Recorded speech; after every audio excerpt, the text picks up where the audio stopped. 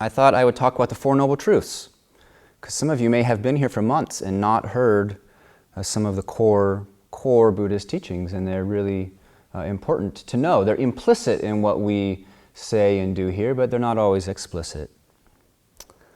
For some folks, for some practitioners, the Four Noble Truths are considered the core of the Buddha's outlook and practice. And in a sense, meditation is a means to realize for oneself the Four Noble Truths. Apparently this was one of the Buddha's first teaching, if not the first teaching after their awakening. They encountered former companions and then gave this sermon. And it is the answer, the resolution of the Buddha's quest. The Buddha's question of, is it possible not to suffer? And if it's possible not to suffer, how does one do that? How is that accomplished? And I think it's helpful to differentiate bourgeois dukkha from the deep existential dukkha or suffering that the Buddha was talking about. So we might want to reduce suffering, meaning, if we can't get a venti latte, we want to be less upset about that and think, okay, I'm reducing suffering. But for the Buddha and in his worldview, it's like suffering just keeps going. You didn't get off until you got off. Until you resolved your true nature, suffering would continue in perpetuity. So it wasn't, a superficial question. It was a very profound question and quest for the Buddha. All I can offer you is a Zen perspective on the Four Noble Truths, because that's my training. I do encourage you to check out some traditional Theravadan teachings on the Four Noble Truths. So the Four Noble Truths, sometimes called the Four Noble Observations, they are presented as propositions with which to investigate and check out our own experience. The first is the presence of dukkha. And dukkha is the word that's often translated as suffering. Sometimes you see words such as stress or friction or dis-ease. You may have heard that the etymology of the word dukkha is an axle that is not turning freely. There's a sense of friction or bumpiness, or the peg is not quite fitting the hole. So the first truth is the presence of dukkha. The second is that dukkha is caused by craving. It has a cause. Its cause is craving. And the third truth is that it can be overcome. It can be undone. Because it's caused, it's not an ultimate reality. It can come apart. You can remove the pieces that have it function. And the fourth truth was that there are practices that can bring about the end of dukkha. Or there is a way of life that is the ending of dukkha. And that was explicated by the Buddha as the eightfold path. So the presence of dukkha is an observation of the human condition. And what do you see when you survey the human condition with a sober mind? Do you see people are suffering? Is that what's at the core of their lives? Fear and discontent, opposition? Is that pessimistic? We hear that most of us have confirmation bias. That is, what we believe, what we want to see, we tend to see, that we see selectively. So of all the data and all the available information, we will select what actually matches what we believe. So the presence of dukkha is saying that perhaps not everyone, but there is a pervasive dissatisfaction grating and agitation. People are not at peace. People are not at peace. Buddhism does not have a concept of tabula rasa, like somehow the child is born into the world and it's like this pure, empty slate of peace, and then it gets conditioned. We come into the world because we're suffering. Because we're ignorant, we're here to work that out, in a sense. So the observation of dukkha. Sometimes I've heard Jogen Roshi say, in response to Buddhism is kind of pessimistic, because I see a lot of joy and a lot of beauty and a lot of goodness in life and people who are enjoying their days. And he says, well, the Buddha didn't have to focus on what's working. You know? The teachings of Dharma are like a medicine. Where is the sickness? Here's some medicine for this particular sickness of suffering. In the Theravada tradition, realizing the first noble truth is considered a level of insight. That is coming to direct experience and, in a way, acceptance of the pervasiveness of dukkha in our lives and in the world is a shift into a kind of spiritual maturity. It is a marker of a kind of sobriety. So, as we practice, sometimes we're surprised, especially in the beginning, the first few years, how much we discover as far as reactivity and clinging and patterns of the mind that cause friction. They were there before and operating, but we didn't really see them as clearly. When we start to see them as more clearly, that's the first noble truth being more realized.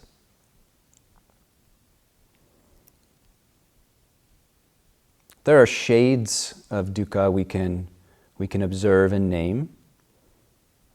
And maybe it's helpful to name things because then they can kind of pop out more, bring them into more clear relief.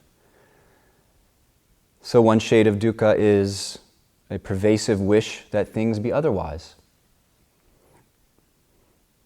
And that can manifest in avoidance or non-acceptance, or a belief that something is missing. I think for me, some of these orientation towards life, they're so long practice that they become hidden. They're like a cataract on the eye, and I don't look in the mirror, so I don't see that I have that cataract anymore, but nonetheless, my vision is affected.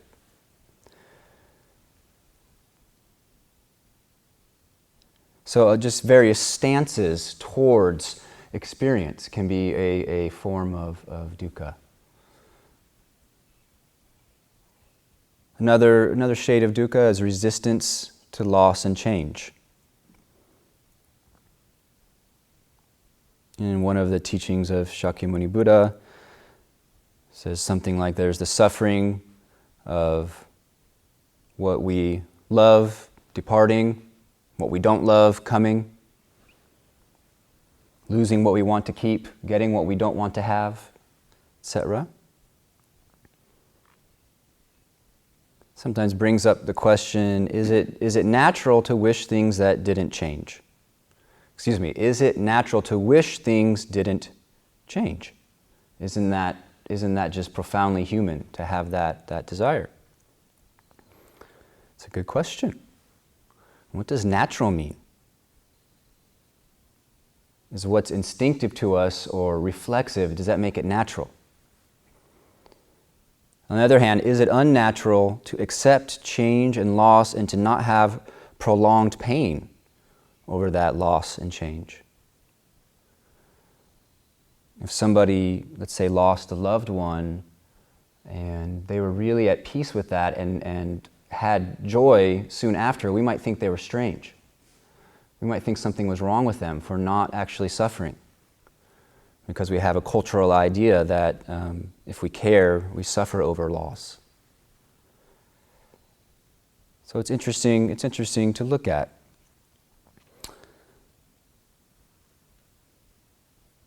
Another shade of dukkha, and maybe a more fundamental, is like a core dissonance or a core split that happens accompanies belief and maintenance of a separate self.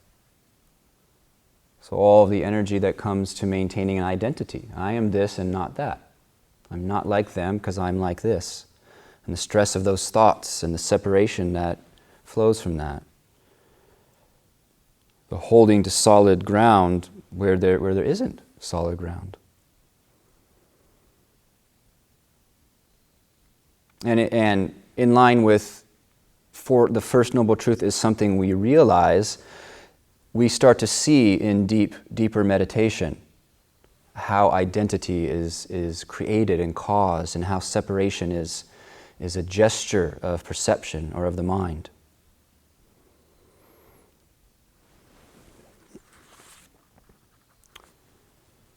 So the second noble observation or truth is that dukkha has a cause, and the proposition is that it's craving. It's craving, attachment. I think the word that's used is tanha. Tanha, sometimes translated as thirsting attachment or thirsting grasping. So it has a very visceral feel. It's not just a fleeting desire, but it's something that is like tugging on the fibers of our body, that really is core. So the second truth and the third truth bleed into each other. So the second is that cause of suffering is clinging, and the third is that the cause cannot be enacted. We can stop doing the doing of dukkha. We can interrupt it, or we can discover a space that is not involved in that way of being. In a way, that's actually quite profound. The Buddha's teaching is incredibly optimistic if you think about it in the context of other traditions. There is the promise that suffering can be ended. Dukkha can be ended. It's possible for a human being to not have existential angst. It's like profoundly beautiful, good news. It's a different vision of the human condition. It's possible to not split off from life at all, to not separate. It's possible to be an openness that rejects nothing. It's possible to not live a life based around identity that is in opposition, in friction with circumstance.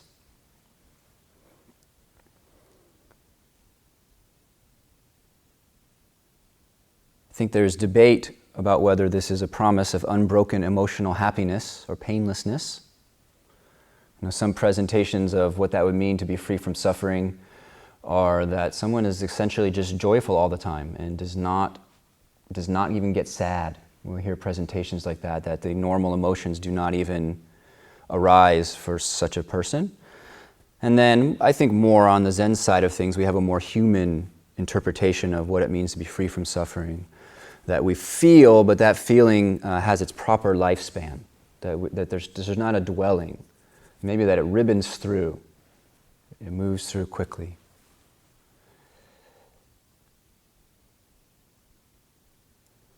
So the second and third truths are saying a deep freedom is possible when we face and really illuminate the nature of our friction.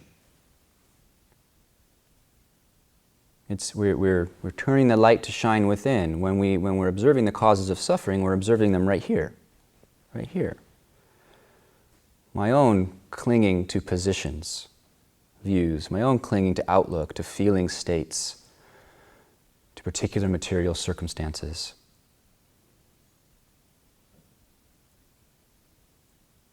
And we taste that it can be overcome. It can be ended, even in little bits.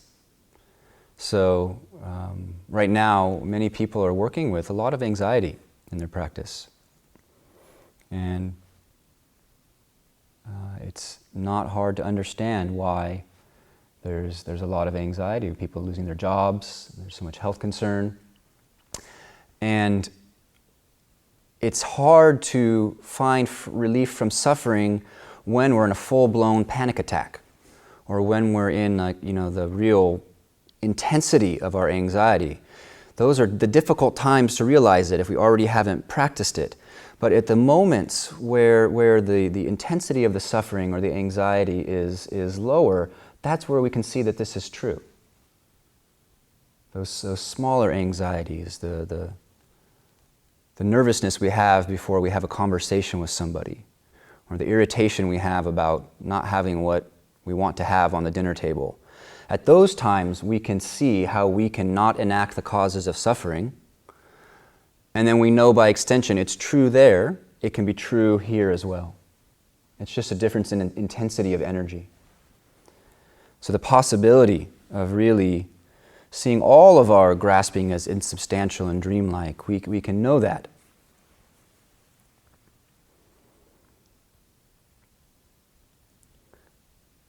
There's some sense that we see that clinging and rigidly identifying is dysfunctional. It's not embodying our deepest intelligence. It's not deeply respecting ourselves, this kind of relationship with life where we are enacting these habits of friction. The clinging and the rigid identification, it turns up the volume on the pain of living. It's not bad. It's not a moral judgment. It's just something we're doing that we don't have to do. Something we're doing that doesn't embody our Buddha nature.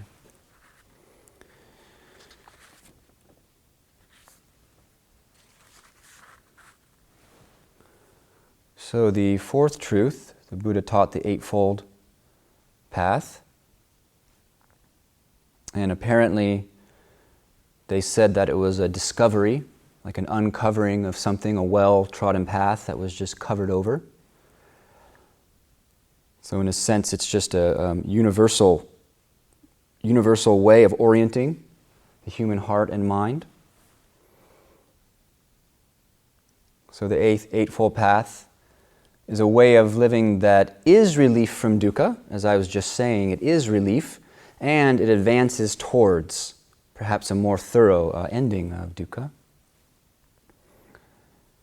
So the eightfold path, that's a very thorough exploration, and there might even be 8 talks necessary to go into it. The Zen tradition simplifies the eightfold path into 3 aspects. We say precepts, samadhi, and wisdom.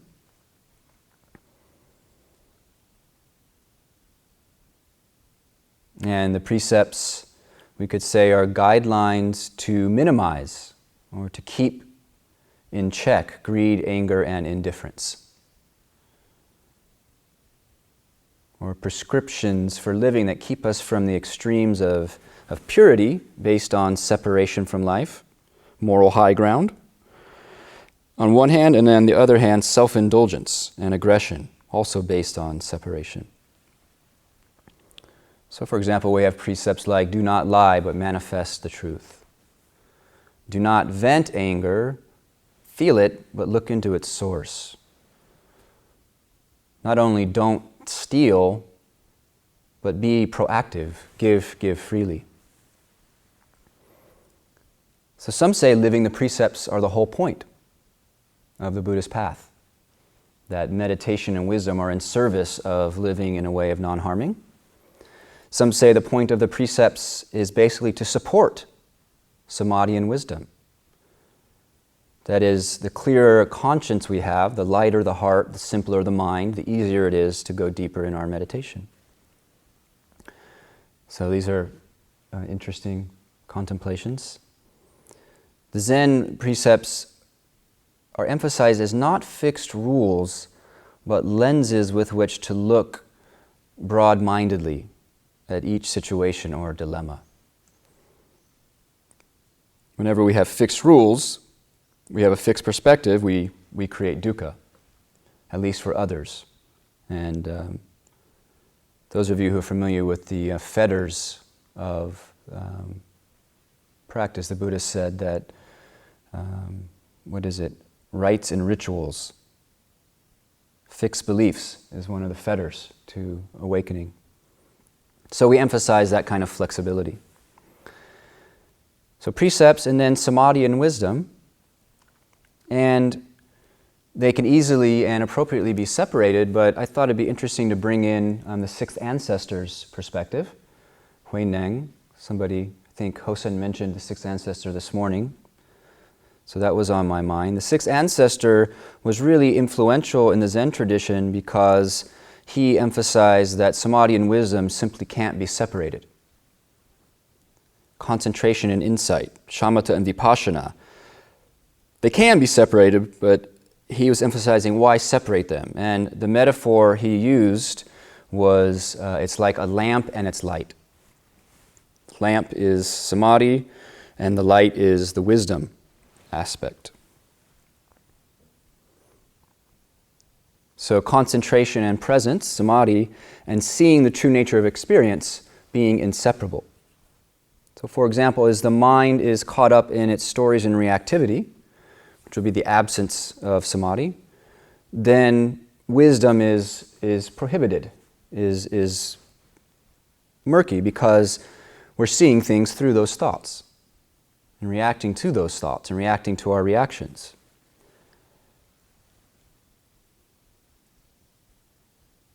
So like a lamp and its light, so the lamp of awareness. We sometimes emphasize one-pointed concentration as a skillful means in order to simplify and refine the mind. But the lamp of awareness, of wakefulness, was the term that we were using yesterday, wakefulness. And I'll mention again, I really like the term wakefulness because I feel it combines awareness and alertness in one term. So wakefulness that is freed from thought and clinging, or we might say that is free. Its nature is to be free from thought and clinging.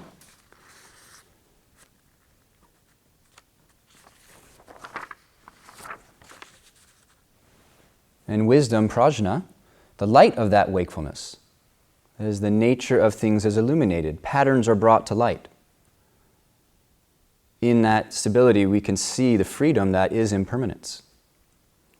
One of the things that Shito was emphasizing is don't try to get rid of things in your mind, but really appreciate that they get rid of themselves. Really appreciate that we can let thoughts arise and dissolve. We can let feelings just move through. And it's the relating to them as something to be done away with that actually makes them stay longer or creates the friction.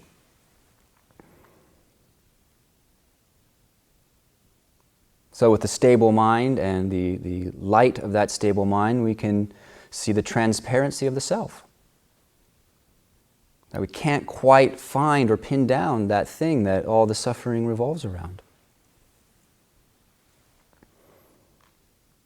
So the theory goes that with present, engaged, directly seeing awareness, wisdom,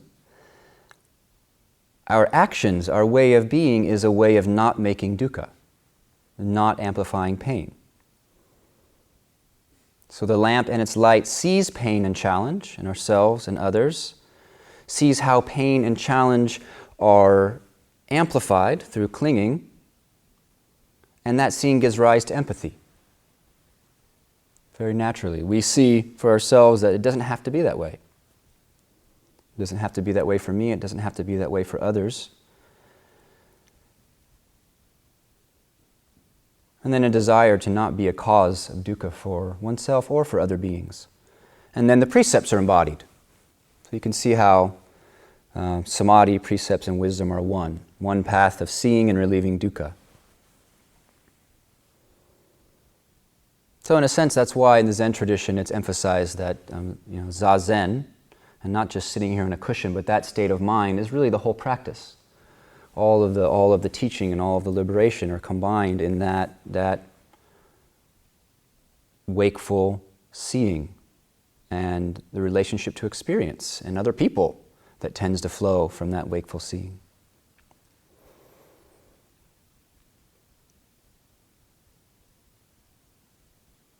So let us please respect respect ourselves and embody this truth, this way of not making pain where there doesn't have to be, and seeing clearly the obstacles in our lives. Thank you.